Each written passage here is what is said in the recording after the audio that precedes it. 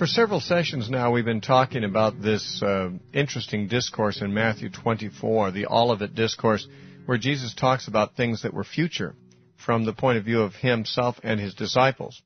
But he did say that they would be fulfilled within their generation. He said in verse 34, this generation will not pass away until all these things are fulfilled. Furthermore, the things he described, he said, when you see this and when you see that, and when they say this to you, we need to remember that you, when Jesus spoke, it was not us in the 20th century. You was the people he was talking to. And who were they? 4 men. According to Mark chapter 13, this was a private discussion between Jesus and 4 men, Peter, James, John, and Andrew. And when he said you, he meant them. All right? So to suggest he meant anything else is to refuse to take the Scripture literally. If we take it literally, we know that you means the people he was talking to, as it always means whenever you use the word you, it means the person you're talking to. Now, last time, I probably surprised many of our listeners by identifying the Abomination of Desolation and the Great Tribulation in Matthew 24 with the events of 70 A.D., the destruction of Jerusalem then. Now, this is a new thought for many people. However, it's the most natural thing to expect when we realize that the disciples asked Jesus, after he described the fact, or predicted the fact that Jerusalem would be destroyed, they said, when will these things be? And what sign will there be that these things are about to take place? Now, 2 questions. These things, the destruction of Jerusalem, when not one stone be left on another, what will be the sign that that's about to take place, and when will it be? Well, as far as when will it be, he said, within this generation. As far as what sign there would be that it's about to take place, he answers that in verse 15. In Matthew, it says, therefore, when you see the abomination of desolation. However, in Luke 21, in the parallel verse 20, it says, when you see Jerusalem surrounded by armies, know that its desolation is near. Now, they'd asked, what sign will there be that this destruction of Jerusalem will be near? Is about to take place. And he said, well, here it is. When you see Jerusalem surrounded by armies, you know it's near. That's the sign that it's about to take place. Now, as I pointed out last time, Luke paraphrases for us what Jesus said, and Matthew and Mark give us his exact words. Because in Matthew and Mark, in both places, it has Jesus saying, therefore, when you see the abomination of desolation, spoken of by Daniel the prophet, standing in the holy place, whoever reads, let him understand. Yes, both Matthew and Mark add that statement, whoever reads, let him understand. Now, apparently, it would appear that Matthew and Mark were quoting Jesus exactly. He said, when you see the abomination of desolation spoken of by the prophet Daniel standing in the holy place. And then the writers, Matthew and Mark, both interject this parenthesis, whoever reads, let him understand, because they wanted to make sure that the reader would recognize this is hard to understand and they ought to put out some effort to understand it. Luke has no confidence in the ability of his reader Theophilus, a Roman, to understand this Hebrew allusion to Daniel chapter 9. And so instead of saying Jesus' exact words and then exhorting the reader to understand what he means, Luke simply makes it easy and says, he paraphrases it, when you see Jerusalem surrounded by armies. Now, I would urge any of my listeners who find this difficult to do the work yourself. Don't just reject it and don't just accept it, what I'm saying. Go to the Bible, put Matthew 24 right next to Mark 13 and right next to Luke 21 and go through it thought for thought. You'll find that what I'm saying is true. The thoughts leading up to this verse and the thoughts following it prove that when Luke 21:20 says, when you see Jerusalem surrounded by armies, it's the same statement as when Mark and Matthew say, when you see the abomination of desolation. Well, certainly some of his disciples did see Jerusalem surrounded by armies, and therefore we have every reason to believe that it was fulfilled, what he said. Now, in Daniel also, chapter 9, we find that it's a reference to the Romans coming and destroying Jerusalem. There can be no reasonable doubt to this, to someone who simply takes the passage for what it says. Now, many people impose on Daniel 9 things that aren't there. But if we just look at it, we see, for example, in Daniel 9:26, And 27, after 62 weeks, the Messiah shall be cut off, but not for himself. That's a reference to the death of the Messiah. And the people of the prince who is to come shall destroy the city, that's Jerusalem, and the sanctuary, that's the temple. And the end of it shall be with a flood, that's a dispersion in all likelihood, or an invasion. And he says, until the end of the war, desolations are determined. Now, what war? Well, the war when the Romans come to destroy Jerusalem. That's the only thing under consideration here. And it says, then he, meaning the Messiah, will confirm a covenant with many for 1 week, but in the middle of the week, he, that is, after 3.5 years, he will bring to an end the sacrifices and offerings. That's what happened. Jesus died after 3.5 years of ministry, and his death brought an end to the sacrifices and offerings. And it says, and on the wing of abominations shall be one who makes desolate. Now, that is, there will be an abomination that makes desolate, an abomination of desolation, even until the consummation which is determined is poured out on the desolate. Well, who is the desolate? The desolate is Jerusalem. Do you remember in Matthew 23, Jesus said to them, your house is left to you desolate? And he walked out. The desolate is the temple in Jerusalem. It is desolate, and there's going to be something poured out on that desolate one, and that is judgment in 70 A.D. And on the wing of the many abominations there shall be one abomination that makes desolate. What is that? It is Jerusalem invaded by pagans with their gods and their banners and all that stuff. That's an abomination to the Jews, but it would come and it would make that city desolate because it was under the judgment of God. Now, Jesus continues there and says, then let those who are in the Judea, we're in Matthew 24:16 now, and let those who are in Judea flee to the mountains. Let him who is on the housetop not come down to take anything out of the house, and let him who is in the field not go back to get his clothes. But woe to those who are pregnant and those who are with nursing babies in those days, and pray that your flight may not be in winter or on the Sabbath. For then will be great tribulation, such as not been since the beginning of the world until this time, no, nor ever shall be. And unless those days were shortened, no flesh would be saved, but for the elect's sake those days will be shortened. Now, several things here. He says, then when you see this happen, you who are in Judea, flee to the mountains. Make haste of it. Don't even go back to your house to get stuff. Just go for it while you can, is what he's saying. Now, this flight of the believers in Judea to the mountains took place in 70 A.D. We know of this because an early Christian historian named Eusebius wrote an early church history. In fact, it's the earliest church history ever written besides the book of Acts, and it is still available. It is called Ecclesiastical History by Eusebius.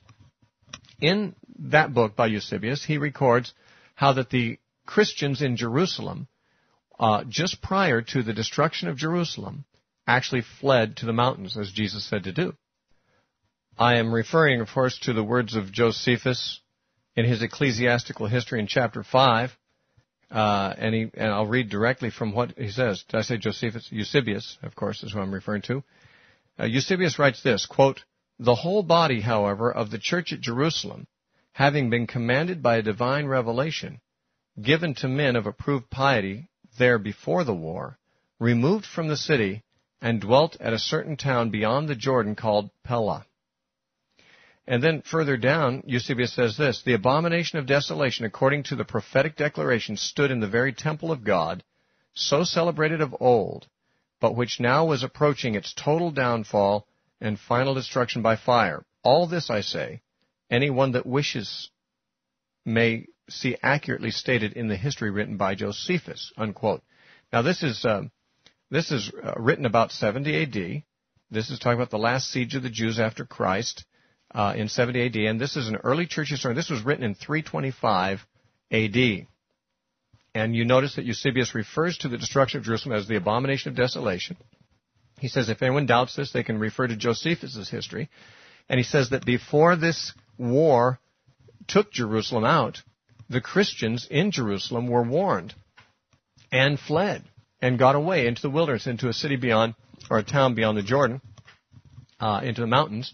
And that's what Jesus told them to do. Do you see? What we're reading here in Matthew 24 happened. It's not future. It's already happened. He said, then let those who are in Judea flee to the mountains. And in verse 19 of Matthew 24, Jesus said, but woe to those who are pregnant and to those who are with nursing babies in those days.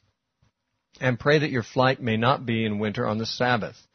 Now, several things here. Woe to those who are pregnant and nursing mothers in those days is, I've heard many people today say, well, I don't want to have children because, the horrible things that are coming on the earth, we don't want our children to be caught in all that, and they're referring to this. Jesus said, woe unto those who have children in those days, as if having children is not a blessing. Well, it isn't a blessing for the Jewish women in Jerusalem at the time that God judged it. And that's what he is referring to.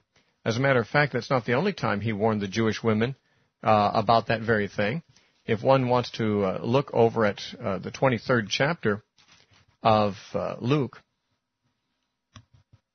we find that Jesus, after he was condemned to die, we read these verses. In Luke 23, verse 27, it says, a great multitude of the people followed him. This is when he's carrying his cross out of Jerusalem to be crucified. And women who also mourned and lamented him.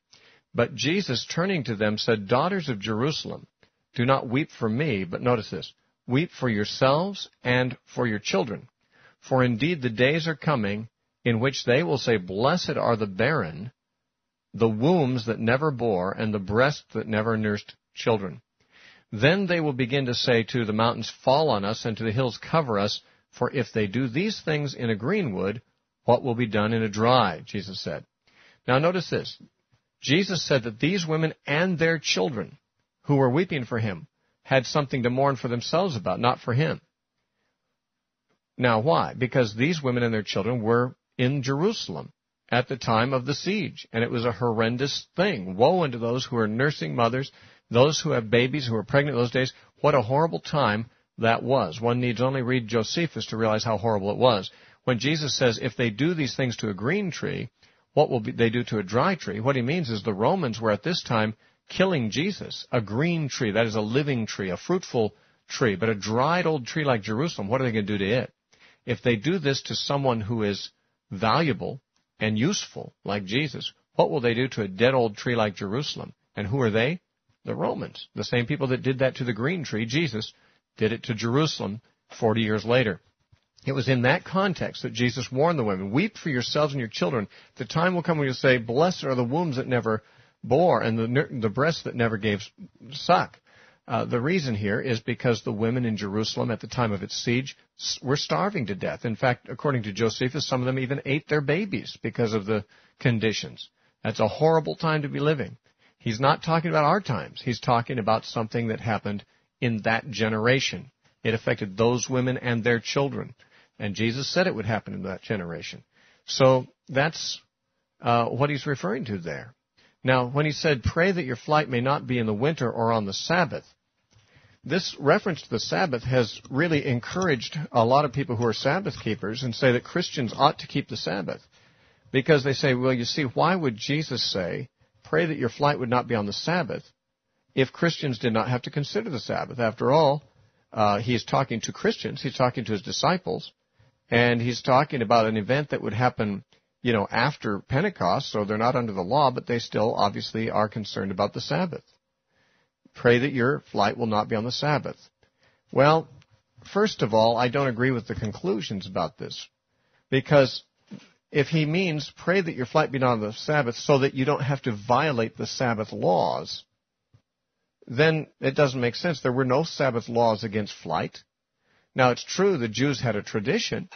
The rabbis had a tradition about a Sabbath day's journey that you couldn't go more than 1 mile on the Sabbath, but that was a tradition of the elders. That wasn't in the law. Jesus would never expect his disciples to have to follow the Jewish traditions on that. Jesus was continually violating the Sabbath traditions of the rabbis, and he didn't mind that his disciples did the same thing. So if he was referring to the Sabbath day's journey and the restrictions of the Sabbath on travel, it wouldn't make sense at all, because there was no such restriction in the law of Moses. That was a human tradition that Jesus had no respect for. The reason that Jesus said, pray that your flight will not be on the Sabbath, is the same reason he said, pray that your flight will not be in winter. There's no law against flight in the winter. It's just inconvenient. The Sabbath in Jerusalem would be a terrible time to try to make a flight. For one thing, the gates of the city would be closed. You'd have a hard time getting out.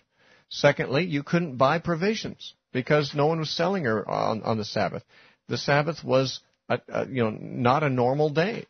And in a situation where you wanted to make a journey, and you find that the gates of the city are shut and that you can't buy provisions, that's a very inconvenient time to make flight.